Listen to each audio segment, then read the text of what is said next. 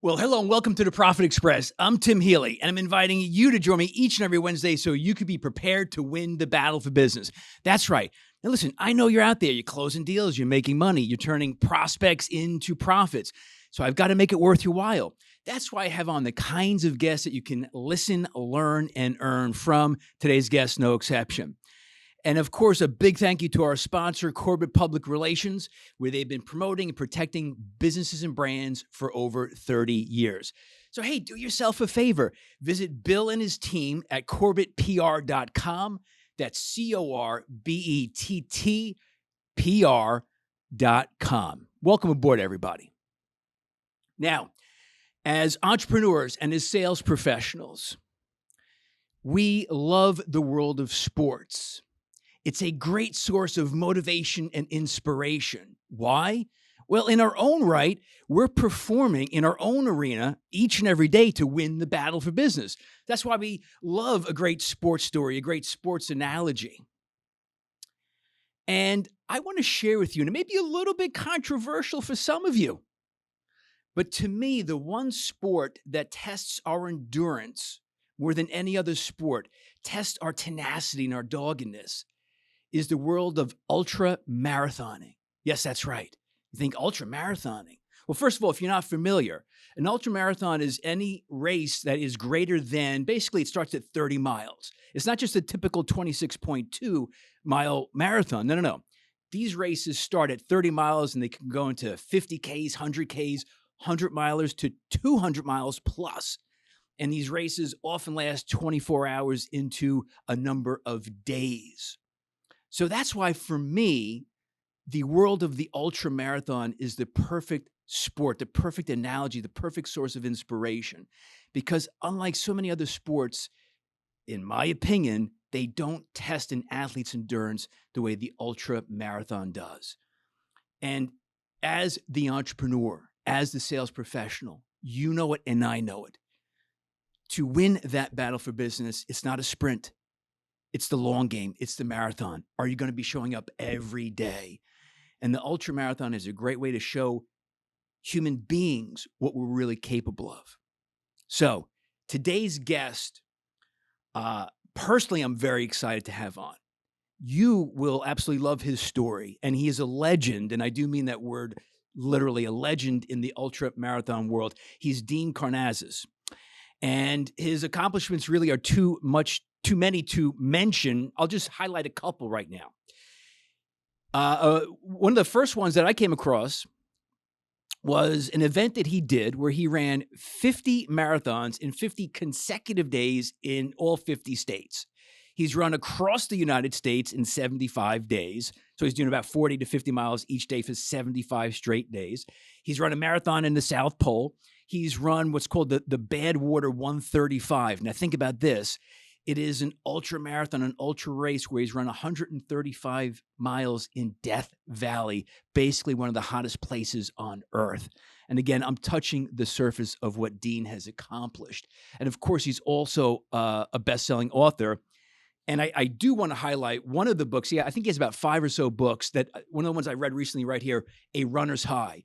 Whether you are a weekend runner, an ultra marathon, it doesn't matter. This is an amazing book to let you know what you're really capable of and how deep we can really dig when it comes to the pursuit of our own goals. So it's a special guest. It's going to be a special show. So I'm real excited to have on Dean Karnazes. Dean, how are you today? After that introduction, I couldn't be better. Thank you. I don't think I can live up to those words. Yeah. No, you certainly can. You've absolutely lived up to it. And I just, touched on your accomplishments.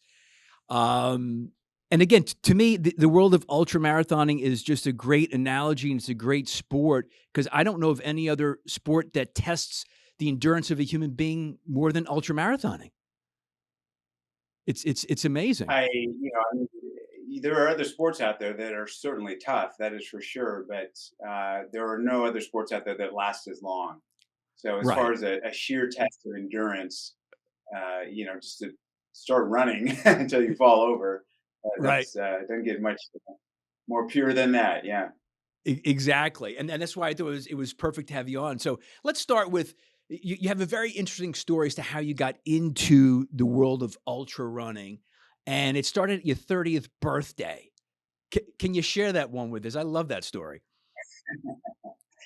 Yeah, I'll give you some context. So I used to love to run when I was a boy.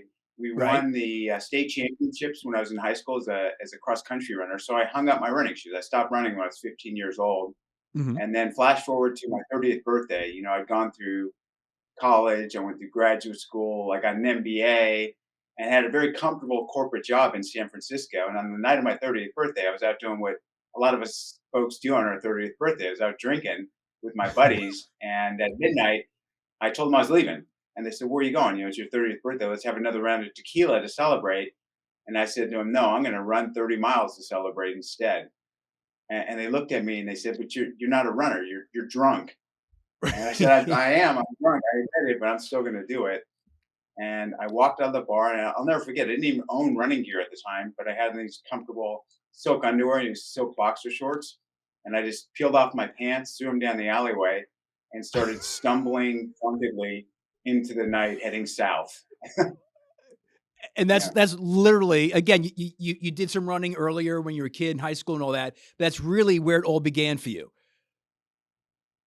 Yeah, I ran straight through the night. I sobered up about halfway I was running to a place called Half Moon Bay, which is 30 miles south of San Francisco. And Right. when I sobered up, I thought, what the hell am I doing? This is a really Right. bad idea.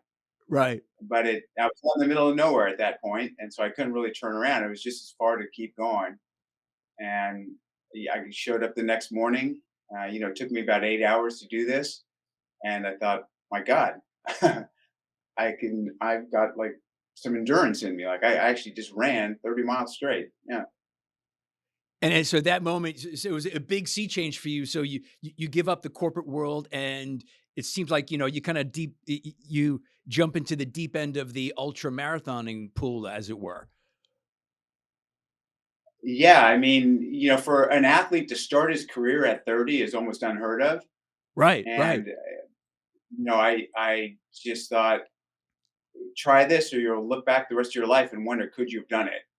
And, when I Wow. heard, like you were explaining, when I heard about this 100-mile foot race, I thought, that's impossible. Like, that is completely inconceivable. A human being cannot run 100 miles Right. Right. nonstop. I thought there were hotels along the way or campgrounds or there's some sort of trickery. And then I went and did it. And I literally ran for 24 hours straight. Wow. All right. So my first real introduction to you was I'd seen the documentary Ultra Marathon Man, 50 marathons, 50 states in 50 consecutive days.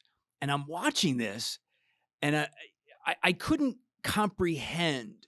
I mean, forget the logistics and what it takes to put something like that on, but just the physical toll, the endurance, mental, emotional, physical of running 50 marathons in 50 consecutive days, plus the travel. So, two-part question then. Why did you do it? And did you know what you were getting into? I was at the Boston Marathon and I heard one of the speakers there say that Right. he had just uh, joined the 50 state club. And so afterward, I went up to him. I said, "What is the 50 state club?" And he said, "Well, the 50 state club are people that run a marathon in all of the 50 states." And I didn't even know Right. there was a marathon in all of the 50 states. And I said to him, "My God, that's amazing. How long did it take?" And he said, "Well, I did it pretty quickly. It took me 8.5 years." And I thought, Right. I don't know if I'll be Yeah. alive in 8.5 years. So let's see if I can compress that a bit. Yeah. Wow. And okay, so you're doing this. Um, y- how does again? You're talking to somebody like I run 5Ks, 10Ks. My typical run is a 5 or 6 miler, and you got a lot of people listening, Dean, who don't run at all. So how do you take yourself through this? When you're in day 12 and 15 and 20, and you've got 35 more to go. How do you get yourself through this mentally? I mean, I think a lot of your listeners, and you'll be able to relate to this, is you try not to think. At a point, you're just pulverized. I mean, I remember at the end of marathon 19, I couldn't even get out of bed the next morning. I literally Really? could not crawl out of bed. And I thought, you can't even get out of bed. How are you going to run a marathon today, let alone 29 more beyond that? Right, And right, at that point, I said, just be the best Dean that Dean can be in this moment in time. Just get to the sink, splash some water in your face. Okay. Just get your shorts on one leg at a time. Just lace up your shoes, get to the starting line. Know the plan and plan the race and race the plan. Just right. get there and start moving. And you grovel through it. You put your head down. You do what you need to do, and it's not pretty. It's tough and it's relentless, but you must have the belief that you can prevail with enough grittiness and enough Right. perseverance. So, it's funny. It's like, you said, I think after the 19th marathon, you were done. You couldn't get out of bed. And, just like in business, you're tested. You could have had a bad week, bad month, bad quarter, and then excuses creep in.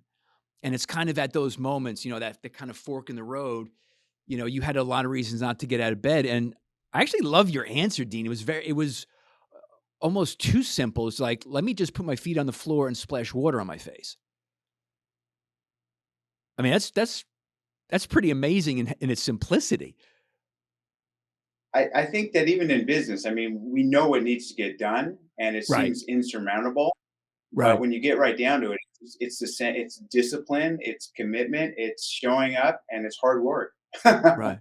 Yeah, no doubt. And Now, I learned to love that. I learned to love the struggle and really uh, dive into the emotions, just experiencing the whole range of human emotions from that deep depression where I feel like I can't get out of bed. How am I going to run 30 marathons? To the elation of finishing the New York City Marathon as the 50th marathon. wow. All right, so in your book, and again, Dean's book, which to me is a must read, it's called Runner's High. You said, and I quote, running a marathon doesn't just build character, it reveals it. So you've run hundreds of marathons and tons of the ultra marathons. So what have these races revealed to you about your character? Well, I've learned that there are no paths of least resistance. There are no shortcuts, Right, and that anything worth achieving is going to take a hell of a lot of work. right, right, And even right. then, you're not guaranteed success. So I think that when it gets right down to it, it's having the hustle. Everyone, I always say to people, wanting something to happen is very different than making something happen. And I think anyone who has made something happen can nod their head and say, "Yeah, until I got it done, if it is to be, it's because of me." Right, right, right. And I think one of the quotes, I don't know if it's your quote or somebody else's, like when people who don't run ask you, well, if you run or doesn't running hurt? And I think you said, if you do it right, it hurts. And I, and it goes back to what you just said, which is part of why I love running in my own way.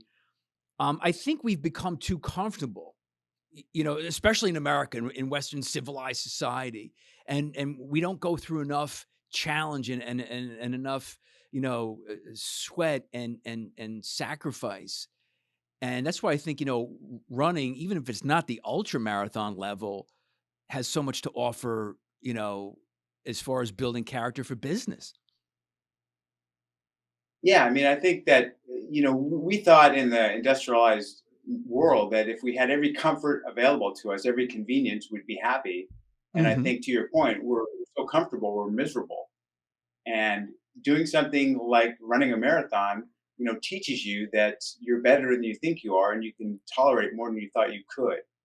Right. So, there's this race that I run. It's called the Western States 100-mile endurance run, and it's a very famous trail run through the Yep. Sierra Nevada mountain range. And they say, you run the first 50 miles with your legs and the next 50 miles with your mind. And I really believe that. Wow. Yeah, and again, as I was reading the book, and by the way, you're also one hell of a writer. You had a few interesting twists and turns in that book, especially with the one story that ended up being a hallucinogenic dream of the encounter with your son. I actually thought that that story, I don't want to ruin it for the reader, but that story with your son Nicholas, as he was part of your crew, that ended up being a dream. I thought he really did that to you. That was a great twist in the book, by the way, just as a sidebar. Um, so so this is something that's very interesting because everybody knows you as a legend in the ultra marathon world. But so here we are, the Profit Express. We have lots of small business owners, entrepreneurs listening, and they are business owners in a whole host of different industries. But one thing you talked about in the book, and I actually found it very interesting, was how you were coping with, you dealt with a lot of self doubt and how you were coping with being an aging athlete in this world. And hey, listen, this is how you make your money. This is your livelihood. Tell us about that. What was that journey like as you came to grips with the fact that, hey, I'm not 25 anymore in a young man's sport? Well, I mean, what I'm doing is unheard of. We think of like tennis players, Nadal and Federer. They're in their Right. mid 30s, and like it's Right. amazing they're still playing. I don't want to say how many decades old I am, but it's more than five, Right. and I'm Right. still running 100-mile races, and I'm still. I mean, I just saw a list of like the 50 fittest men in America, and I'm on that list. And there's not another person there over. Well, I think maybe there's Tom Bradley's on there, so there's a couple people in their 40s, Right. but Right. no one's saying, uh, "Hey, this Karnazes guy is 60 years old. How's he ending up on this?" They're not saying the age thing. They're just saying, "Yeah, he's a super fit guy, and he's kind of like been fit his whole life." But no one's saying he's really 60 years old. So they don't say that, but are you saying it to yourself? Is that part of your challenge that you deal with in the self doubt? Yeah, I mean, I think absolutely, and I think any business owner can relate to wanting to remain relevant. Like, how do you stay relevant, especially with competition coming in? Sure. It's foremost on my mind, and these are tough issues to grapple with. How do you keep up on technology? How do you not get URSA by the next company that's coming out? How do you not get displaced? Right, right. It was funny. I think I caught an interview of yours. You were on Rich Roll. I know you've been on a couple of times. And, obviously, in the sporting world, in the ultramarathon world, one of the ways you guys are making money is through sponsorships, of course. And in your book, you listed alphabetically all the companies that you were fortunate to have relationships with. And one thing we talk about in business a lot today, especially because of social media, because social media requires us to be transparent. And one very interesting fact that people might not know about Dean is you don't own a car. And you've actually walked away, and again, that also blows my mind how you don't have a car. But you've actually walked away from car sponsorships because you just didn't feel you're being genuine about it. Is that right? Yeah. No, that was right. I mean, and both. I had a sponsorship deal with Volkswagen, and they're a great company. They treated Right. me so well, and I just, at the end of the year, I put less than 2,000 miles on the vehicle, and most of it was just, going to the airport to get on a plane somewhere. So I just didn't feel good about renewing the contract. They were shocked. They said they'd never had anyone turn down a contract when things were going so well, but there's a saying, there's no pillow so soft as a clear conscience. And it was really troubling me that I'm repping this car company and I'm not like a big car person. Right. So, all Mm. right, so now I kind of have to ask because I know the listeners want to ask and they're thinking it. Why don't you, drive? I mean, maybe it's a dumb question because you're ultra marathon man. Why don't you have a car? Why don't you drive? You know, I was kind of an environmentalist kind of early on because I'm out in the environment all the time. And the air Right. that I breathe is really important. I'm out in nature all the time. I'm a runner, so I'm an outdoors, Mm, person. right. And there's all this talk of the environment and this and that, and I was trying to my best to do my part, and I thought, what kind of personal sacrifice can you make where you're actually contributing the worst carbon? And that was a car. So I Right. Right. said, this is completely impractical. this is a bad decision and I'm going to do it. And it is impractical. People say, "Oh, I could never do that." Like the way my life's set up, I could never do it. My life wasn't set up to not have a vehicle either, and I changed things around. Well, listen, I commend you because you didn't go for the cash grab. That was an easy cash grab, and you didn't do it. So, not a lot of people would. I got to commend you for that, Dean. Honestly, Yeah, as you get older, you realize that money's not the end all. Right? Yeah, true. Absolutely. Now, in the book again, A Runner's High. Again, great read. A big part of the story was, you mentioned it earlier, the Western States 100. And I don't know, I think you have raced it, was it 11 times, 12 times? And you've won it, but there was this race in 2009 where you ended up as a DNF, and for those who don't know, it's did not finish. And that's a big part of the book, right? And you said you getting redemption for that DNF in 2009 was so important to you. Why was that so important? Despite all your other victories, why was that one where you fell short such a big issue for you? Because I felt like I didn't live up to my own expectations. Mhm. And people say to me, what is your what is your version of success? And that is living up to the person you are. And I thought I let myself down, and that really stung. Okay. It's that simple. Um, Now, one of the questions I like to ask guests, you've been in the ultra marathon community, for a number of decades. I'm not trying to age you, just, it's a proud accomplishment, Dean. Yeah, I earned Um, those miles.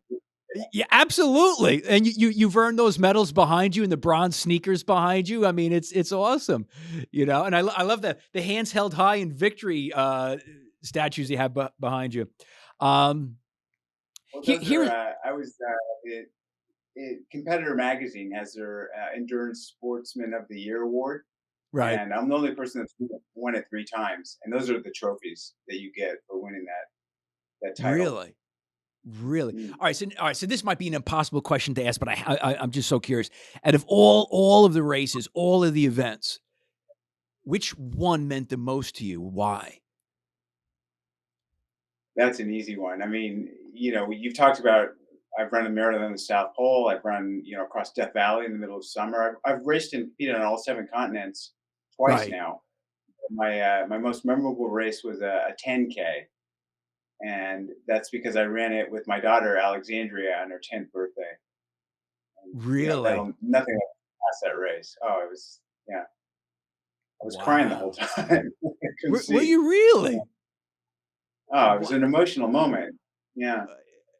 It was a father I daughter thing. Yeah. He was now that I've lived with her through the teen years, our relationships changed. Yeah. well, of course, but yeah, I mean, now you guys have that, which is pretty amazing.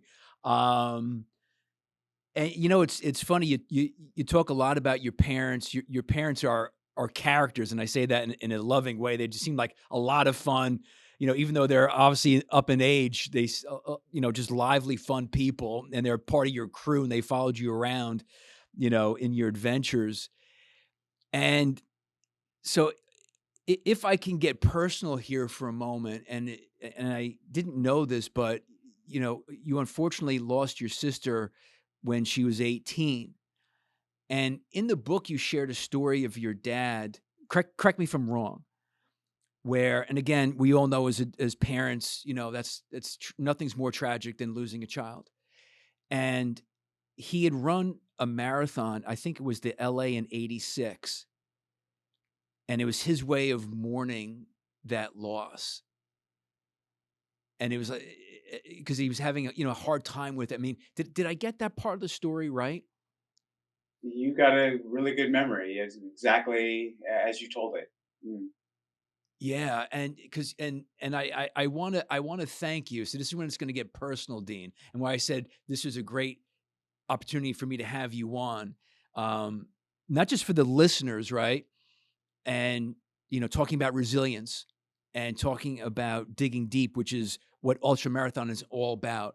And then how we can equate that to business, because I think so many of us are scratching the surface, whether it's business, whether it's in sports, we're scratching the surface. So few people are like you. Now, you come across as a humble guy, but you are less than, 0.0000001% of the population, and you know that.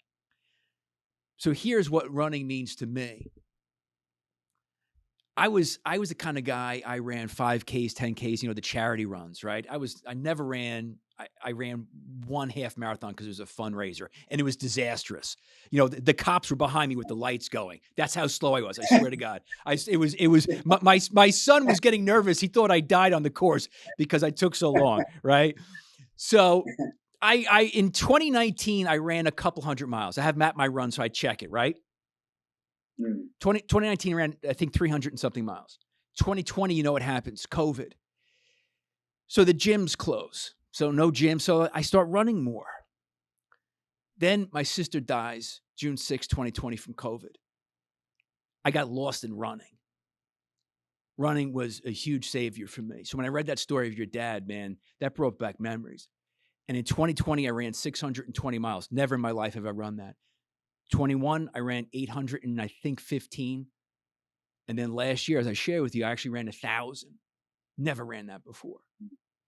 And it's just amazing how powerful it is personally, and what you can learn about yourself. And like you said, it reveals character. It saved both of us. We both lost sisters, and we both turned to running as a way to heal. Yeah, that was amazing. And again, you're not, best-selling author. I know why. You write a hell of a book, and you got a talent writing, my friend. Very, very well done. So here's the last question for you. I always love to ask my guests this. As you look back over your career, if you had a do-over, what would it be?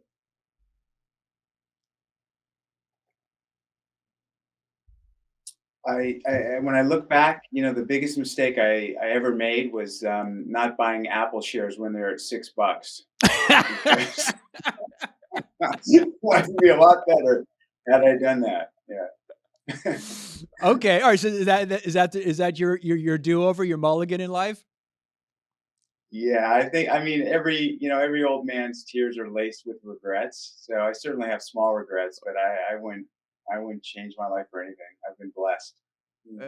Yeah, you've done a great job.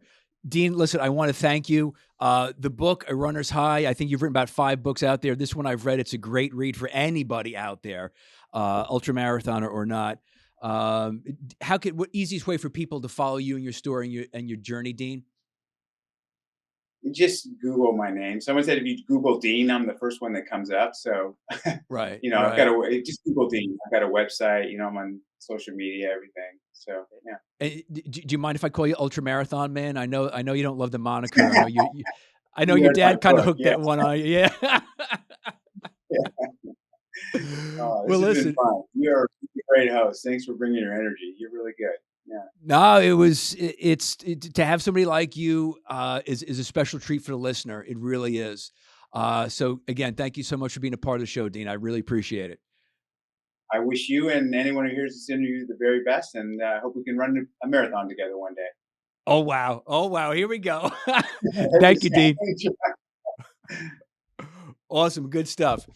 And this is the Profit Express. And thank you for tuning in and listening as always, of course. And be on the lookout for shows just like my show today with Dean Karnazes. Every Wednesday they download. You can follow me in the show on Instagram at the Profit Express page on Facebook. Hit the bells, the likes, the yada, yada, yada, the blah, blah, blah. Follow me. You know the deal. But it is a show like today, which reminds me why I do it. You are out there winning the battle for business. And when you can talk to somebody like a Dean Karnazes here on the Profit Express, and I'm blessed to have him on, it just reminds every human being out there the depth of the potential that we have and how we're scratching the surface. So I invite you all to dig just a little bit deeper today and tomorrow as you're in the pursuit of winning that battle for business. Until next time.